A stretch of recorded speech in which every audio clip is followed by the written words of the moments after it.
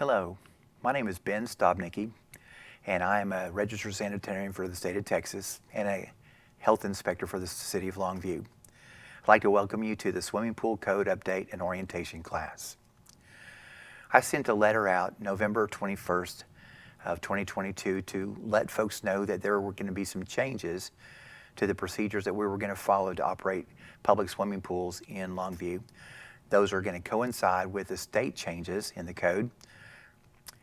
I wanted to let folks know that there were going to be 4 in-person opportunities to hear this code update information, as well as 3 opportunities to take the standard national certification course called Certified Pool Operator. This presentation is going to take you through the steps and all the details for those code changes. And as we get ready to begin the presentation, I want to remind you that there's a link below that actually you can print the slides and follow along on your hard copies, and so you can take notes as well as look on the presentation slides with me. The first thing that I'd like to do is make sure we understand why we're here, as we take a look at trying to make sure you have the information to keep your facility running smoothly, safely, and you have the right information to actually follow the codes. The codes that we're going to use to actually direct and guide you will be the State of Texas Health Department Code, as well as the International Swimming Pool and Spa Code. That's the roadmap that's going to help you and guide you through all the important information needed to be a successful pool operator. If you go to the website, the Health Department website, you'll find the documents you see here on this slide. It gives you the laws and also the Texas Administrative Code. And if you go to the Texas Department of State Health Services website, you'll see this information. This is going to actually describe to you the operation, fencing, and a few construction and design notes that you'll need to know in order to be a good, successful pool operator here in Longview.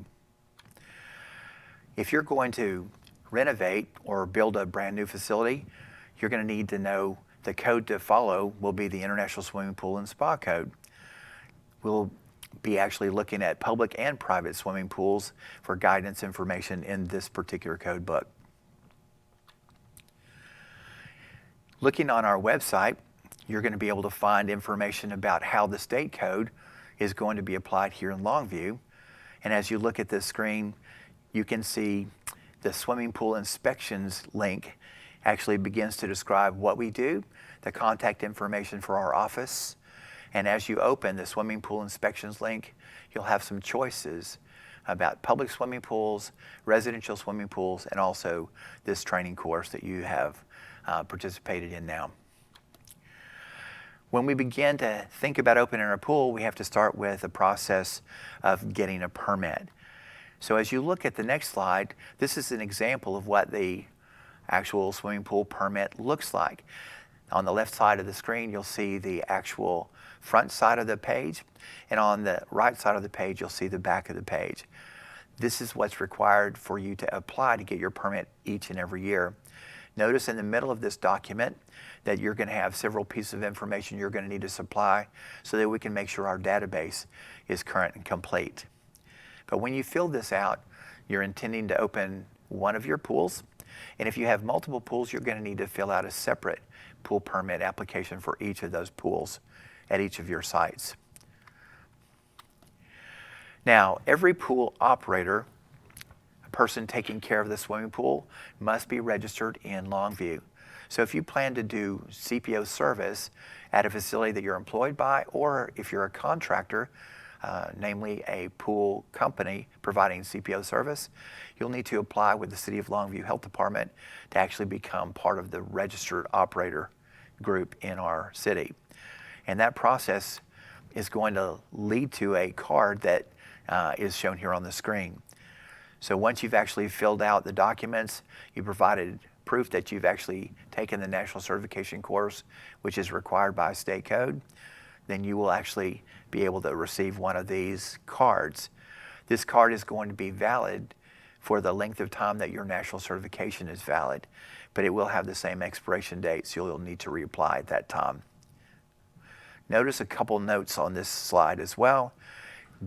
you're responsible for notifying my office when you change employment or if you no longer are providing CPO service to a facility. That is going to be necessary for you to help make sure that we know when a pool is covered by a registered CPO. This is the actual Certified Pool Operator registration document that you can find online. You can print and bring to our office, or we have copies in our environmental health office as well. But the front side of the page on the left side of the screen gives you the details for what we expect and what you need to do to actually become a registered CPO. And the right side of the screen is going to be your personal information. Every CPO needs to understand what they're responsible for providing to the actual facility if you're going to be responsible as a CPO for a facility. This document actually breaks down the acknowledgement of the understanding for what you're supposed to do at your facility. And also on the right side of the page gives you an opportunity to list all the properties that you are going to be providing CPO service to. If you have more than 4 facilities that you're going to be taking care of, we have an addendum sheet that you can add to this as well. But on the bottom of this, we're going to assign you a operation registry number, and that you saw on the actual card on a previous slide. So you'll actually know that you are, in fact, going to be part of the Longview Pool Operator Registry. As part of opening your pool every year, you're going to need to have an electrician come and inspect your facility for continuity. We want to make sure that you are looking for bonding, grounding, and any other electrical hazard that might be in place. The state of Texas requires that you are going to be compliant with electrical code, and this is the actual document we want you to print and give to your electrician to have them fill out and be prepared to turn in to me when I come and do your initial pool inspection. Now, when we get ready to open your pool, some things you're going to need to do to get ready for that event. First of all, you need to have a registered CPO, and it's going to be assigned to your facility. Again, that person could actually be employed by your facility or they could be contracted. You'll need to have that person identified. They'll have to have their CPO registry. You'll also need to have your annual electrical inspection. That's going to have to be signed by a registered or licensed electrician. You'll have to make sure you've attended this course either in person or online. And remember, if you take this course online, you need to make sure at the end of this course that you do take the quiz and turn that in with your application. If you take the in-person class, you'll receive a card saying you've attended and you turn that in instead of the actual quiz that you're going to take at the end of this online presentation. And then lastly, before you get ready to open your pool, you're going to need to pass an environmental health opening inspection. That way we're sure that you are ready for the season to begin. Once you've actually had that inspection and you passed, then you'll be cleared to open your pool for the season. I provided for you an additional checklist of things that I will be looking for in the initial inspection. If you go down the list, you have questions, you certainly can call my office and we can provide clarification, but it's going to give you the details for things that I will be looking for during that initial inspection and throughout the season. In addition to that broad checklist, every time I come to your pool and as a checklist for you as a pool operator, you're going to need to follow the critical inspection form. Any item on this list, once it's discovered, you should be closing the pool immediately until this is actually taken care of or it's been repaired. If you actually close your pool because you discover one of these critical items that's not in compliance, then once it's repaired, then you can actually open your pool yourself. However, if I get a complaint, I have to come and investigate, and as I'm doing an inspection, I discover that one of these items is not in compliance, then I'll close the pool, and then I'll have to come and reopen the pool after a reinvestigation. Remember, if you close the pool, you can reopen once it's repaired. If I have to close the pool, then I have to reopen the pool. As you look at this slide, you can see some examples of what happens when you don't pay close attention to the critical items on the checklist. The young man in the middle of the screen here had an entrapment because the main drain had actually been removed and he actually was entrapped on a suction outlet on the bottom of a pool. The gate on the far right, you can see, looks like it's in perfectly working order, but as you examine more carefully, you can see the latch is missing or broken, and therefore people can access the pool without any deterrent. You need to make sure you close the pool and remedy this quickly. And finally, the picture on the left you see is a cloudy pool. We can see that people could actually get in that water and be undiscovered because you couldn't see clearly the bottom of the pool. That would constitute an immediate critical concern. All of those would be examples of when you would have to close the pool until those items are repaired or fixed. I've also got a handout that you can print to keep at your file, at your fingertips, a temporary closure of aquatic facilities checklist or things that you want to be on the lookout for. Really important items that you want to make sure that you're looking for on a daily basis so that your facility is in fact safe. Some additional forms and handouts that I've provided for you on the website, and you can use these as resources for your facility.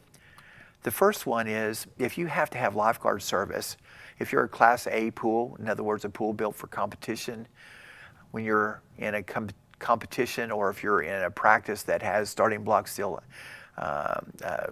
located on deck, you're going to have lifeguard service. Or if you're a Class B pool, which is a general recreation pool, anytime the pool is open, you have to have lifeguard service. Or if you're a Class C pool, which is a hotel, motel, homeowner association, country club, and those types of pools, anytime you have youth activities or if you have a diving board, climbing wall, or any other activity that has a height where people can jump or dive off of, you have to have lifeguard service. If you have to have lifeguard service, this document or inspection form is going to be very helpful in preparing the needed information to make sure you're in compliance. Another form we're providing for you is a chemical log. This first chemical log document is for a pool that uses chlorine as a disinfectant. This includes all the needed items that meet state code that you have to record and actually document the event and times that those things happened. If you use bromine, one very similar to the chlorine form, but we use bromine as a disinfectant instead of chlorine. These two documents are not necessarily required for you to use at your pool, but you need to have something that records the same type of information. We provided these to you so that you can actually use these as a great chemical log as a reference. And remember, these documents have to be kept on site for at least 3 years after the event. Now, one of the concerns that we have at a swimming pool that someone might have fecal material left in the pool, whether it's a form stool or diarrhea, is Cryptosporidium or Giardia. This next slide actually talks about Cryptosporidium as we're concerned about spreading from one person to another. The Centers for Disease Control provides documents to give you protocols to know how to address the concerns for fecal release, whether it's a form stool or diarrhea. I'd like for you to look at this document and take a look at exactly the protocol that you might follow if you're going to use the CDC website as the protocol to follow. This is going to give you great detail for that particular event. If you have other body fluids, you might have vomit or blood that spill on the deck, or you could even have fecal material that you find other places like in the bathhouses or somewhere else on your facility. This information talks specifically about how you can take proactive steps in cleaning up and reactive steps when you find these things in place, like a bloodborne pathogen personal protective kit and the other personal protective equipment that you're required to actually have on site when you're going to have to respond to these kinds of events.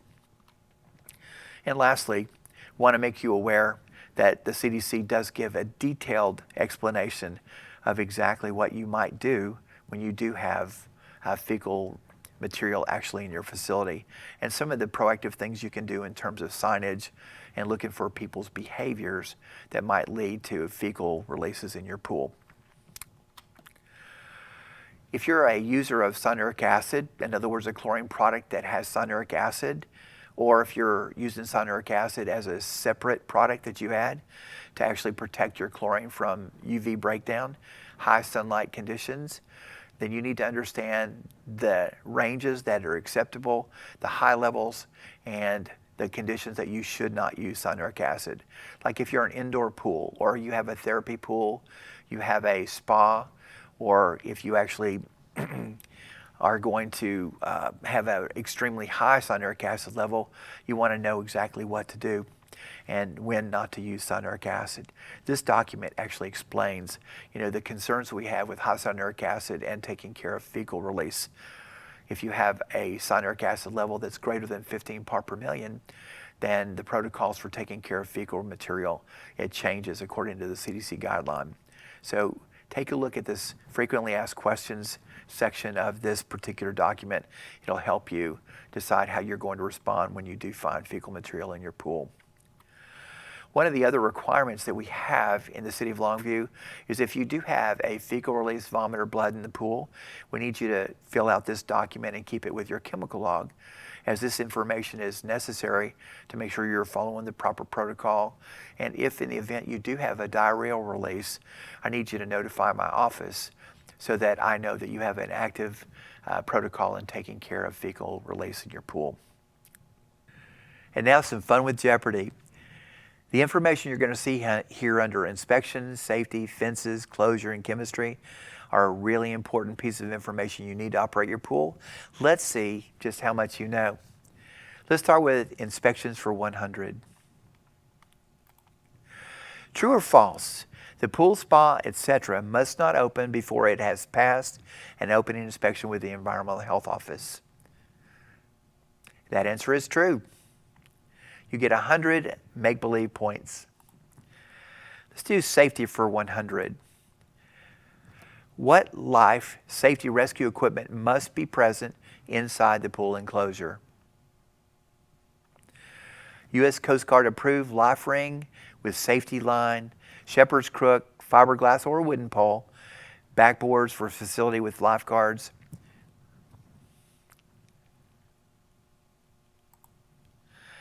How about fences for 100? Can the CPO leave the gate to the pool enclosure propped open if he needs to walk away and we'll be back in a minute? And the answer is no, sir. Can't do it. Got to make sure that that gate is locked all the time. How about closures for 100? It's Saturday. You notice while cleaning the pool that a small part of one of your drain covers has chipped off. Can you keep the pool open and fix it on Monday? No, sir. Can't do it. It's important that you have an intact suction outlet cover all the time. Not having that in place could actually cause you to have a concern for entrapment. So it's important that you make sure you close the pool when you discover that until it's repaired. And chemistry for 100. What does free chlorine do and why is it important? Remember, there's different kinds of chlorine measurements with your test kit, and now we want to look at free chlorine. It kills or inactivates the bacteria, viruses, and parasites. If there's too little free chlorine, swimmers can get sick. The acceptable free chlorine limits 1 to 8 part per million if not using cyanuric acid, and 2 to 8 part per million if a spa or if using cyanuric acid.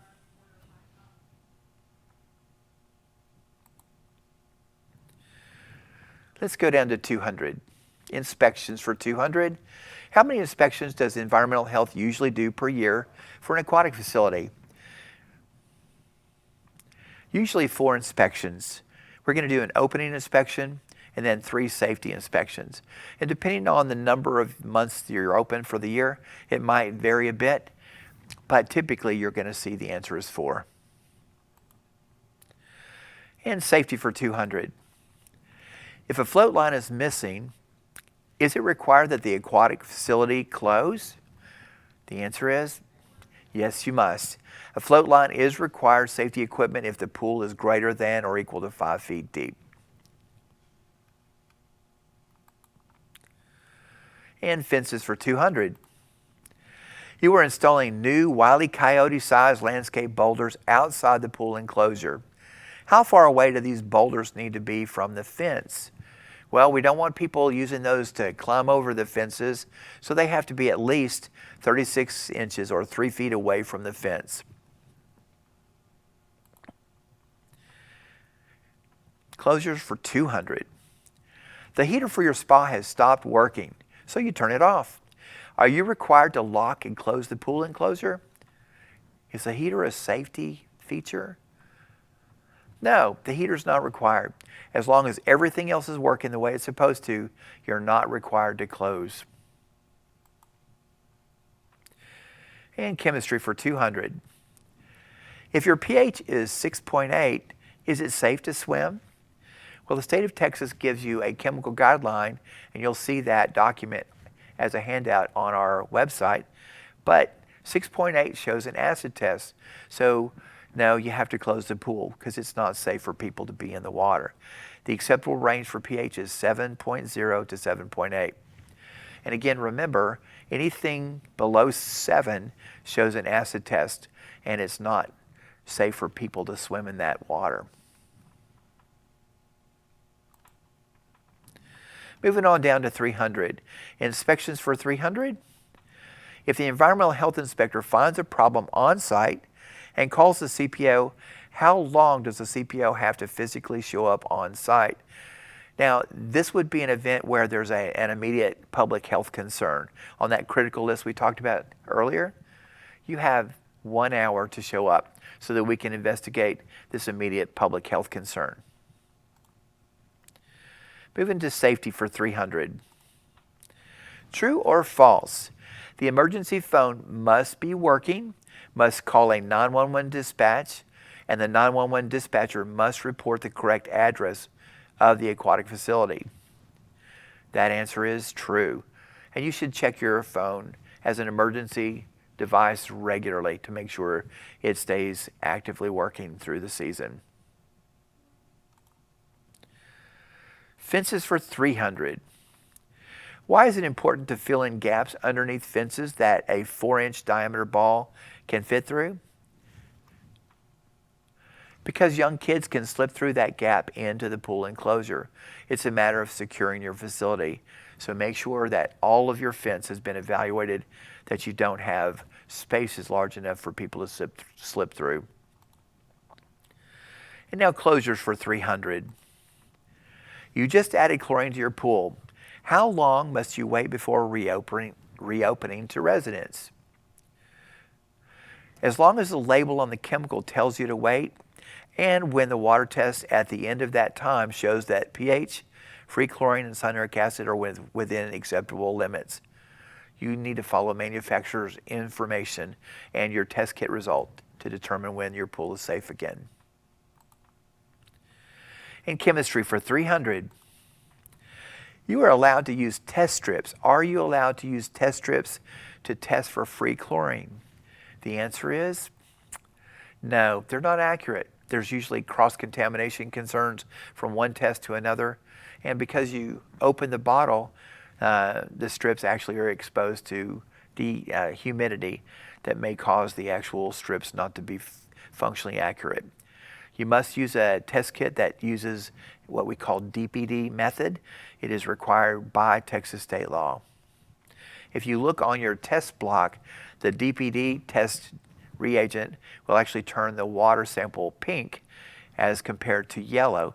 If your test block has yellow as a comparator slide, you need to make sure that you change test kits because that's measuring total chlorine only. Moving down to 400 category, inspections for 400. Do you need to call environmental health for an inspection if you change your drain covers? The answer is nope, don't have to do that. But I do want to make sure you do know that there are some changes in what the drain covers or suction outlet covers look like. On this slide, you can actually see some important information, how long that the cover is designed to be used. So when it's installed, you have that period of time to actually replace it. In other words, if it says 5 years, from the time it was installed, it is a 5-year cover. If it says 7 years or 10 years, that tells you the life of the cover.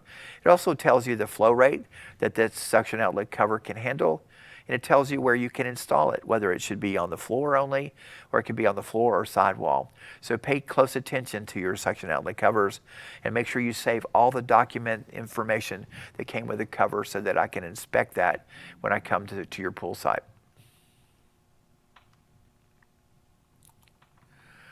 Moving on to safety for 400. If someone steals your no diving sign, does the pool need to close? The answer is yes. It's part of your safety equipment. The way that you protect your facility, because you're not on site, you're going to use your signage just like your other safety equipment. So that would mean you would have to close your pool until that's actually brought back up into compliance. Fences for 400. Doors that open up into the pool enclosure must have self-closing device, a latch that automatically engages when the door is closed, and a keyless bolting device 36 to 48 inches above the interior floor. Closures for 400. The emergency shutoff for your spa is not working. If you turn off the pump, can you keep the spa open to residents? The answer is no. When the emergency shutoff isn't working, the spa is closed. When the pump is not working, the pool and spa, etc., are also closed. Chemistry for 400. The level of cyanuric acid in your spa is 50 parts per million. Is it safe to open the spa? Well, remember, you can't use cyanuric acid in a spa, so the answer for this would happen to be no. Cyanuric acid stabilizer is not allowed in spas, indoor pools, pools that use bromine, or therapy pools. Remember, it can only be used outdoors. The acceptable cyanuric acid limits are anywhere between 0 part per million and 100 part per million. Okay, completing the category for inspections, 500. This person must inspect the electrical equipment for the pool and in the pool enclosure once every year. And that would be a licensed electrician. Remember, that form is on our website. You can print that, give that to your electrician to fill out. He can sign, or they can sign, and then you'll have that ready to give to me when I come and do your inspection. Completing the safety category, 500. Rowdy teams steal your shepherd's crook. Leslie sends you a new shepherd's crook with an aluminum pole. Can you reopen your pool?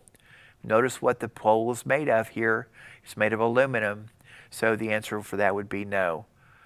The shepherd's crook must have a non-conductive, non-telescoping pole. Completing the fencing category, 500. You just put chemicals in the spa and need to go to lunch. If the pool enclosure gates have a keypad entry and lock automatically, do you need to do anything else before you leave? Well, yes, the enclosure must be locked to residents. If they can still use the keypad and get in, you need to do something else to secure the entry gate. Again, making sure that you either deactivate the keypad and also place a sign. Just make sure that it's completely secured. Closures for 500. True or false, if the certified pool operator closes and locks the pool because of a safety issue, he or she must call environmental health to inspect it before it can be opened back up again to the public. The answer to that is you closed it, so you get to open it. So false, the CPO closes and locks the pool, you may open it once it's safe to do so. But if the environmental health office closes the pool, then we must re-inspect, and once it's safe, then we'll have to reopen it. And finally, chemistry for 500. When are you required to test the water chemistry, and how long must you keep the records? Well, depending on what classification pool you have will determine the frequency of testing, but in every case, at least one time every day based on the class of pool. And you've got to retain those records for at least 3 years. Now, in our codes, we actually identify the actual frequency of testing, and so you can look there, and you can also look at the Texas Department of State Health Services website to give you that information as well. Now, going to Final Jeopardy, I'd like for you to give me an example of something that would be considered any other potentially hazardous condition that requires closure. So, as you are an operator of a facility looking for health and safety concerns, anytime that you're concerned about something at your facility that would make it unsafe fits in this category. Some of the items you might suggest would be electrical issues, your GFCI fails, if you have a tree that's about to fall in the pool enclosure, or heaven forbid, you have an alligator in the pool, any other thing that you determine might be hazardous or unsafe for your facility, you want to close your pool until it's taken care of. That completes our Jeopardy. Now a couple final thoughts. Creating a safe environment is an active, ongoing process. As a pool operator, as a facility, you want to make sure that you're always thinking, how can I keep my pool, my facility safe? Even if you have a residential pool, remember providing layers of protection. I give you 16 different ways for you to do it 365 days a year, making sure that you can delay a child's access to a facility or anybody else that wouldn't know the dangers. And finally, I want to point out the ABCs of drowning prevention. You know, each one of these letters actually constitutes an important step that you can actually take proactive role in making sure you keep people from becoming fatalities or somebody that becomes injured at your facility. I also want you to have our contact information. You can see our website, LongviewTexas.gov/PoolInspections. You can see our actual physical address for the health department, environmental health at 410 South High Street in Longview. Our contact phone number and our hours right there. I want to thank you so much for coming to this online presentation. Please feel free to review this as frequently as you can to make sure you answer questions. And if you don't find the answers you're looking for here, don't hesitate to give me a call in the office. Again, thank you for taking care of my water. That's what this young man says. Because look, this is an amazing opportunity for you to keep a facility safe. And don't forget, the last thing you want to do is download and print your quiz. Make sure you take the quiz when you come to the facility to sign up for your permits. You'll be able to provide that as proof that you've actually taken this online course. Again, thank you so much for attending. We'll look forward to seeing you soon.